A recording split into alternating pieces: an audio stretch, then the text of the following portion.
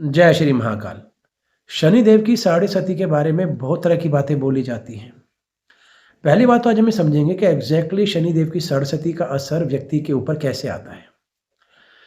KP astrology हो, भृगुनंदी नाड़ी हो या कोई अलग शास्त्र हो, केवल वैदिक ज्योतिष में ही इस कॉन्सेप्ट को माना गया है कि शनिदेव की सरस्वती कब आरंभ होती है और कब उसका समापन होता है।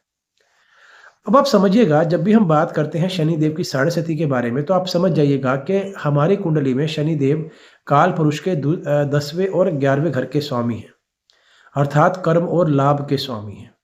और सबसे बड़ी बात तो ये है कि कर्म का स्थान जो है वो भाग्य के बाद है, अर्थात कि आप जब तक कर्म नहीं करोगे तब तक भाग्य भी आपको सपोर्ट नहीं करेगा। अगर आप समझो कि मैं बहुत भाग्यशाली हूँ, मेरा भाग्य बहुत उन्नत है और मैं कर्म ना करूँ, ऐसा हो ही नहीं सकता, क्योंकि शनि देव का सबसे प्रथम जो कारकत्व है वो है आपके कर्म। यदि आप कर्मों को करना खत्म कर देते हैं, आप आलस्य में आ जाते हैं, आप केवल अपने में रत रहते हैं, आपको दुनिया में क्या चल रहा है उससे कोई फर्क नहीं पड़ता है, सामने वाला व्यक्ति आपकी नज़रों में कुछ भी नहीं है, आप सबको तुच्छ समझते हैं, तो आप समझ लीजिएगा कि शनि देव का पीरियड जब भी आएगा वो आपके लिए कई तरह की चैलेंजेस भी लेके आएगा। ये तो 110% वाली बात है।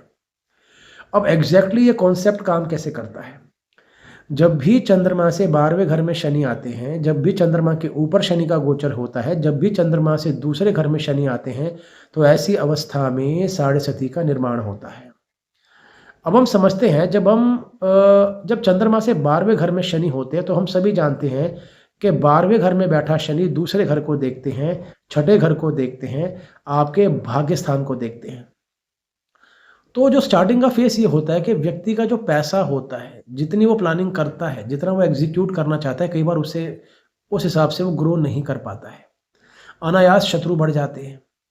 हर व्यक्ति के अंदर आपको कमियां दिखाई देती हैं।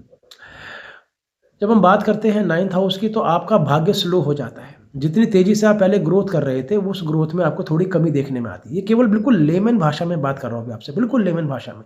यहाँ अभी ना नक्षत्र है ना कुछ है, केवल एक लेमन भाषा में।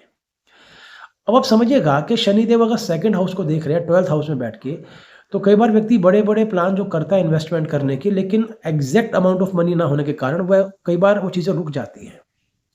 छठे घर को अगर वो देखते हैं, तो जब आप कहीं पे नौकरी करते हैं, कहीं पे अगर आप जॉब पे हैं या फिर आप किसी के अंडर काम कर रहे हैं, तो आपको वहाँ पे थोड़ा सा ना, जिसे कहते हैं ना कि अनसपोर्टिव फील होता है। अर्थात मेहनत करने के बाद भी आपको रिजल्ट नहीं मिलते हैं। और जब भी ये कुंडली के 9th हाउस को देखते हैं 12वें घर से बैठ के, तो आप समझिएगा उस अवस्था में जिस तरह से आप मेहनत कर रहे हैं, जितने आपको उम्मीद है कि प्राप्त होगा, लेकिन भाग्य का फल भी थोड़ा स्लो हो जाता है। जब भी शनि चंद्रमा के ऊपर गोचर करते हैं, तो समझिएगा चंद्रमा हमारा मन है, शनि का यदि गोचर होगा तो मन में कई तरह के उतार चढ़ाव लगे रहते हैं। अगर मैं बिल्कुल साधारण शब्दों में कहूँ, तो आपको लोगों के चेहरे समझ में आते हैं, कौन आपका अपना है, कौन आपका अपना नहीं है, सामने वाले व्यक्ति के मन में आपके प्रति क्या मंशा है, ये सब बातें आपको दिखनी शुरू हो जाती हैं। जो आपके अपने होते हैं वो साथ में आ जाते हैं, जो आपको केवल कहते हैं ना छल में रखते हैं कि हम आपके साथ हैं, वो दूर हो जाते हैं। ये बड़ा ज़बरदस्त समय होता है। इसे नेगेटिव मत समझिएगा। आप ये जानिएगा कि इन साढ़े 7 सालों में आपको लोगों के चेहरे दिखाई देते हैं। आप उनको समझना शुरू कर देते हैं। आपको उनकी कमियाँ, उनकी अच्छाइयाँ दिखनी शुरू हो जाती हैं।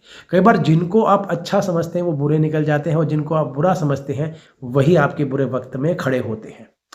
अब जब लगन पे शनि बैठते हैं, तो पहली बात तो आलस्य आपके ऊपर कंट्रोल करना शुरू करता है। दूसरा, मेहनत बहुत बढ़ जाती है। तीसरा, आपके रिलेशन आपकी पत्नी से, आपके बिजनेस पार्टनर से, ये थोड़े चैलेंजिंग हो जाते हैं। 10वां, आपके कर्म क्षेत्र में कई तरह के उतार चढ़ाव आपको देखने में आते हैं। आप प्लानिंग कुछ करते हैं लेकिन एग्जीक्यूट कुछ और होता है, बिना बात की बाधाएं बन जाती है, लेकिन चीज़ें रुकती नहीं हैं। केवल आप समझिएगा, जिन भी भावों पे शनिदेव की दृष्टि होती है, एग्जैक्टली आपको उन भावों से जुड़े कारकत्वों को ये दर्शाते हैं कि एग्जैक्टली इनका असली रूप क्या है। आपके जीवन में जो भी चैलेंजेस आते हैं, ये साढ़े 7 साल आपको आने वाले जीवन के लिए मजबूत कर देते हैं, आपको स्ट्रॉन्ग कर देते हैं, आपको एक ऐसी अवस्था में ले आते हैं कि एक समय में आपके ऊपर इन बातों का असर नहीं होता। आप प्रैक्टिकली अपने कर्म के प्रति आगे बढ़ते जाते हैं। अब जब यही शनि आपकी कुंडली में चंद्रमा से दूसरे घर में आते हैं, तो समझिएगा कि आप जो काफ़ी समय से प्लान कर रहे थे, वो चीज़ें धीरे-धीरे एग्ज़ीक्यूट होने लगेंगी। स्लो अभी भी रहेगा। पैसे को लेके मन में चिंता अवसाद बन जाते हैं, सही समय पे पैसा आपको नहीं मिल पाता है, कई बार सेविंग्स तोड़नी पड़ जाती हैं। आकस्मिक शत्रु, जो गुप्त शत्रु हैं, वो आप पे हावी होने की कोशिश करते हैं। और सबसे बड़ी बात है कि इस अवस्था में भी आपको बेनिफिट्स तो मिलते रहते हैं, आप कुछ ना कुछ प्राप्त जरूर करेंगे। 7.5 साल का मतलब ये नहीं कि आप बैठ जाते हैं, 7.5 साल का मतलब ये है कि आप जब ग्रोथ करने लगते हैं तो आपको एग्जैक्टली समझ में आता है कि आपकी मेहनत ही आपको उस पद पे लेके जा सकती है जो आपका सपना है। अर्थात कर्मों की वैल्यू समझा देते हैं। नेगेटिव कुछ नहीं होता, बिल्कुल झूठ है कि बर्बाद कर दिया, ये हो गया, नहीं। सच्चा आईना दिखाते हैं शनिदेव, राहु, केतु, मंगल जैसे ग्रह। जब इनकी दशा आती है तो आपको लोगों का पर्सपेक्टिव समझ में आता है, आपको उनकी मेंटालिटी समझ में आती है, आपको उनका गणतव्य समझ में आता है, आपके प्रति उनके क्या भाव है ये समझ में आते हैं। अब कई बार ये कहा जाता है डिप्रेसिव टेंडेंसी, ऐसा वैसा। देखिए भाई, आप समझिएगा, आपकी कुंडली में शनि जिस भी घर में बैठे हुए हैं, पहली बात तो आप उस घर से जुड़ जाइए। दूसरा, जिन भी भावों पे उनकी दृष्टि है उन भावों पे भी विशेषतः ध्यान रखिएगा। यकीन मानिएगा, साढ़े सती का नेगेटिव इम्पैक्ट आपके ऊपर नहीं आएगा। अब ब्लाइंड फेथ ना करें।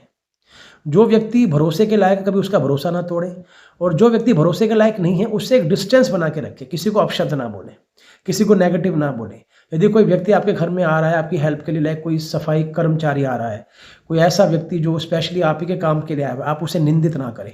आप किसी व्यक्ति की ऐसी बेइज्जती ना कर दें, उसको ऐसा इंसल्ट फील ना करवाएं कि उसकी आत्मा मर जाए। तो समझिएगा, जब हम दूसरे की रिस्पेक्ट का ध्यान रखेंगे तो प्रकृति भी हमें पूरा सम्मान देगी। शनि देव भी नेचर से जुड़े हुए हैं, जब उनके कारकत्व नेचर के साथ मिल जाते हैं तो आपको हर चीज़ की वैल्यू हो जाती है। पहले जो व्यक्ति थोड़े से बचे हुए चावल को नाली में फेंका करता था, साढ़े सती के समय में उन चावलों की वैल्यू भी उसे हो जाती है। अर्थात साढ़े सती आपको, आपके पास जितनी भी वस्तुएं हैं उनकी एग्जैक्टली वैल्यू समझाती है कि आपको ये जो मजाक लग रहा है वो मजाक नहीं है, आपको ईश्वर ने दिया है, आप इसको संभालो, इसको ऐसे वेस्ट ना करो। भोजन का अपमान ना करें, किसी व्यक्ति का अपमान ना करें, नेचर से जुड़े, अपने ईश्वर से जुड़े। जब आप इन बातों का ध्यान रखते हैं, आप यकीन मानिएगा, साढ़े सती का असर आपके ऊपर नहीं आता है। अब लास्ट में ये पूछा जाता है कि सर साढ़े सती के समय में उपाय क्या करें। सबसे पहला उपाय, यदि आपका सामर्थ्य है कि आप किसी को भोजन करा सकते हैं तो किसी गरीब को भूखा ना सोने दें। कोशिश करें, आपकी इच्छा, आपकी मंशा, बजट आपका है, पैसा आपका है, जैसा आपको ठीक लगे। दूसरी बात, कभी भी अपने घर में रहने वाले बड़े बुजुर्गों का आप मान खंडित ना करें, उनका सम्मान करें, उनकी बातों को समझना। साढ़े सती के समय में आप यकीन मानिएगा, जो अपने घर के बड़े बूढ़ों की राय लेके चलता है ना, वो बर्बाद हो ही नहीं सकता, क्योंकि वो साक्षात शनि देव की आवाज़ होती है, बेटा ऐसा कर ले, बेटा ऐसा कर ले। अब आपने उसे खंडित कर दिया तो मेरे भाई आपको झेलना पड़ेगा। तीसरी बात, आप कोशिश करें कि अपने इष्ट, अपने कुल देवता, अपने पितरों से जुड़ के रहें, इनका सम्मान करें, इनकी पूजा करें, इनको भोग लगाएं। चौथा, अपने कर्मों के प्रति उदासीन ना रहे, मतलब कि कर्म को सबसे ऊपर रखें। यदि कर्म आपका ऊंचा है, साढ़े सती आपको राजयोग देती है। बड़े बड़े महापुरुषों ने इस अनंत साढ़े सती में उत्तम राजयोग भोगे हैं, उत्तम पदों को भोगा है, केवल अपने कर्मों के बल पे। अपने कर्मों को उन्नत करें, अपने आप को उन्नत करें, अपने आप को बलि करें। आप अपने धर्म को समझे, अपने कर्म को समझे। आप यकीन मानिएगा, जब धर्म और कर्म साथ हो जाते हैं तो साढ़े सती की नेगेटिविटी नहीं आती। और सच बताऊं, साढ़े सती नेगेटिव नहीं है, केवल मन की भ्रांति और मंशा है। अगर हमने इसे नेगेटिव ले लिया तो हम निकल नहीं पाते हैं, और यदि हमने इसे कर्मों का टेस्ट ले लिया तो टेस्ट में डिस्टिंक्शन के साथ पास भी हो जाते हैं और जीवन में उत्तम भोगों को भोगते हैं। हर हर महादेव, जय श्री महाकाल।